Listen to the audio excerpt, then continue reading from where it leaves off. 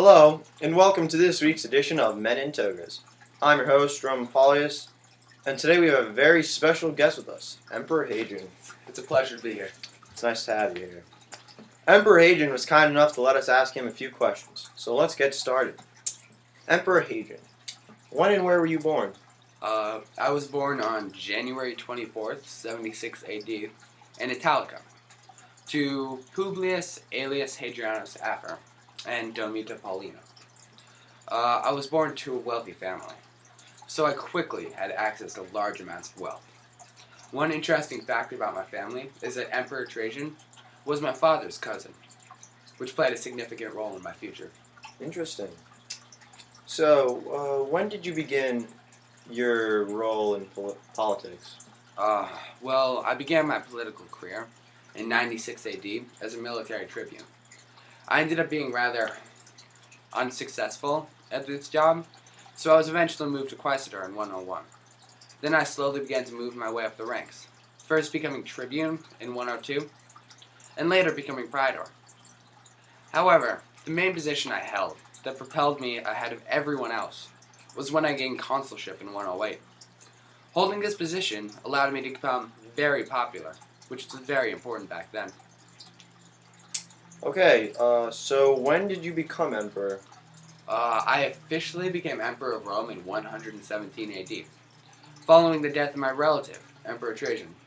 Because I was a relative of his, and he had no immediate successor, his wife enabled my ascension to power. Do you believe that you were ready to become the leader of the Roman Empire? I believe that I was ready to become emperor. I had a lot of experience from my previous political offices, and I was well prepared by my education. I also learned many things that helped me better understand how the Roman Empire functions from my predecessor and relative, Emperor Trajan. What were some of the major reforms that you enacted while emperor? One of the first reforms I instituted was with the military. I began by withdrawing all military campaigns in Germany and the East that were currently in progress. This was the beginning of my plan to better secure the Roman Empire. I began by constructing several fortifications all around the empire, especially Germany, to keep out all the barbarian invaders to the north. I also made peace with Parthia to avoid any conflict with them.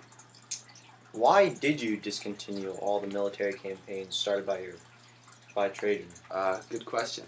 I did this because I felt that due to the defeat dealt to Augustus in the Battle of Teutoburg Forest, the Roman Empire had reached its natural borders. I felt that it was no longer necessary to continue expanding Rome's borders. Instead, I thought it was necessary to take a defensive stand. All right then. What were some of your social reforms? My main social reform was to construct more public works buildings in all cities across the empire. I did this not only to beautify the cities, but also to make the people happy and gain more popularity. It's a clever move. What were some of these public works buildings that were constructed? I mainly had public baths built for men and women around the empire, but the best known project for me was a reconstruction of the Pantheon. I decided to rebuild this temple because I believed the gods would favor us, and it would also help the Romans to regain their religious identity. Was the rebuilding of the Pantheon significant towards your reputation as emperor? Yes. I believe that it was significant towards maintaining a good reputation for myself. Many Romans thought that I was weak because I had no military ambition, but I showed them, didn't I? I constructed some of the most famous and technologically advanced structures of my time. I saved the empire from war with Parthia. What did you do? Huh? Yeah, that's right. All right. Let's move on then. Okay. You were the only Roman emperor to travel to every province during your reign. Why did you do this? I traveled to every province because I felt it was necessary to inspect all Roman armies at the time, because there was no military campaigns taking place. I did not want the soldiers to lose focus and their discipline. This led me to visiting every province and installing military drills that would take place every day to maintain the soldiers' focus and skills. Well, the word around town is that you live in a pretty nice house. Would you like to care to explain? Yes, my villa. I live in a villa about 18 miles outside of Rome, near Tivoli. I actually designed the house myself. I attempted to reproduce the places that most impressed me while traveling around the empire. Alright, what were some of the highlights of your magnificent villa? Well, there were many highlights, Roman. Some of my favorite parts of the house were the Greek theater. There was my own swimming pool. There was a philosopher's hall, where I went to read and study philosophy.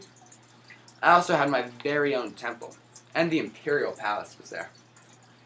All of these buildings were embellished with marble and contained mosaics, paintings, and sculptures. It's very impressive, and it sure sounds like quite the place to live. What was your most prized accomplishment while emperor of the largest empire in the world?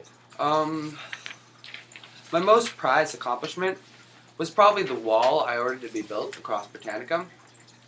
It separated the northern and southern parts of the island. It came to be known as Hadrian's Wall. I ordered this wall to be constructed because there was a serious threat imposed by the rebellious barbarians that lived in the north. These barbarians consisted of several tribes, and they were a constant threat to our territory and settlements. Why was this your most prized accomplishment? It was my greatest accomplishment because it showed my power as an emperor to construct such a large and advanced fortification. It was a sign of my dedication to protecting the empire, as well as maintaining peace in Britain. I successfully avoided having a war in Britain, as well as showing the strength of the empire in a peaceful fashion. Why was this wall so advanced? Well, it was one of the most largest fortifications ever built. It was 20 feet high and 8 feet thick, making it almost impenetrable. It also had 16 forts attached, making it very well protected. On top of that, it was 73 miles long, so that alone shows how incredibly advanced it was for the day and age. It's very impressive. Alright, Emperor Hadrian, last question. When and how did you die?